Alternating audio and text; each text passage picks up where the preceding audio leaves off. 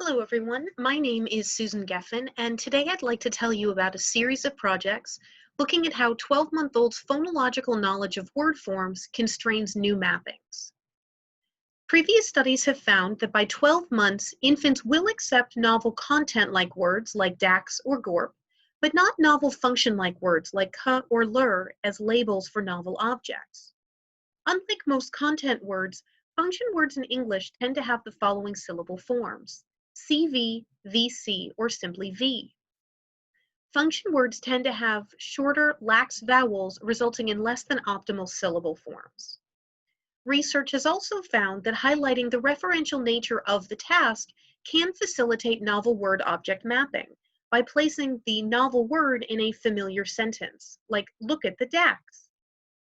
In the following experiments, we evaluate whether the phonological properties that characterize content and function words constrains the mechanism that associates novel words and objects. We also evaluate whether the referential context facilitates word learning with function-like words.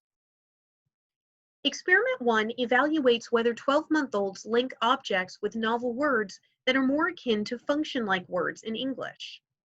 Experiment 2 evaluates whether presenting these novel words in a referential context lead infants to map them to objects. Experiment 3 consisted of a CV and VC group. Content words typically have longer tense vowels. Will lengthening the vowels in CV words make the words sound more content-like and therefore more acceptable as labels? In addition, although few content words have the syllable form of VC, would a longer initial vowel lead infants to form word-object mappings? Across all experiments, participants consisted of English learning 12-month-olds with no known hearing or cognitive impairments. Stimuli consisted of 4 tokens each of ku, ook, ku with a long vowel, fi with a long vowel, ook with a long vowel, and iv with a long vowel. All stimuli were recorded by a female speaker in an adult-directed register, because function words are always delivered in adult-directed speech. 2 tokens per word were randomly selected as habituation stimuli, with the remaining 2 tokens serving as test stimuli.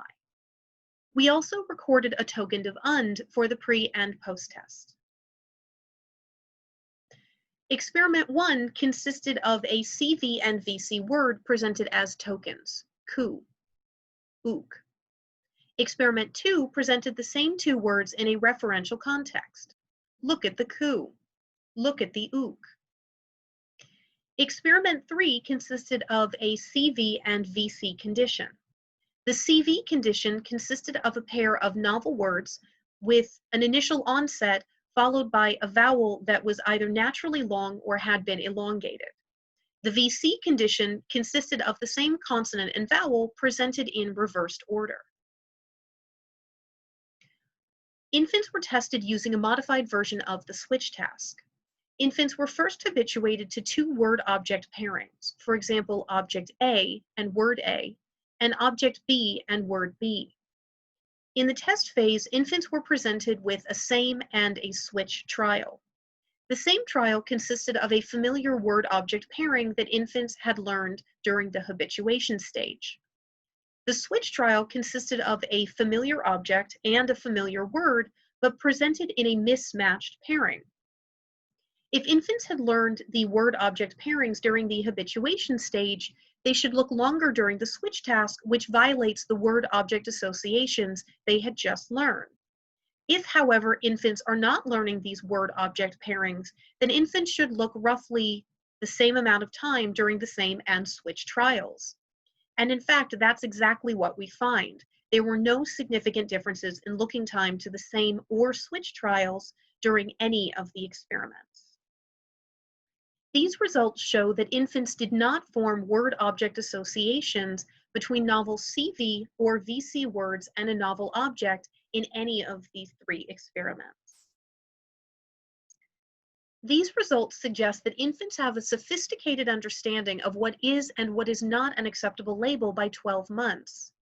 Prior experience with their native language constrains their learning of novel labels. Infants will not accept these labels when provided with a referential context or when provided with longer, tense vowels.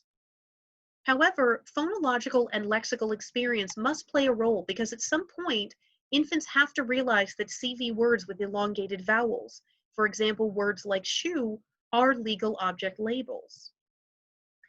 The current research provides us with insights into infants' word learning abilities and demonstrates how knowledge of lexical forms impacts subsequent mappings. However, further research is needed to determine whether phonological knowledge of word forms constrains new mappings for infants learning languages other than English. If you have any further questions, please feel free to contact me at segeffen@gmail.com. I will also be available on Zoom between 11 and 12:30 Pacific Standard Time, Monday, July 6th. You can find the Zoom link on the website. Thank you for your time, and I hope you have a great day.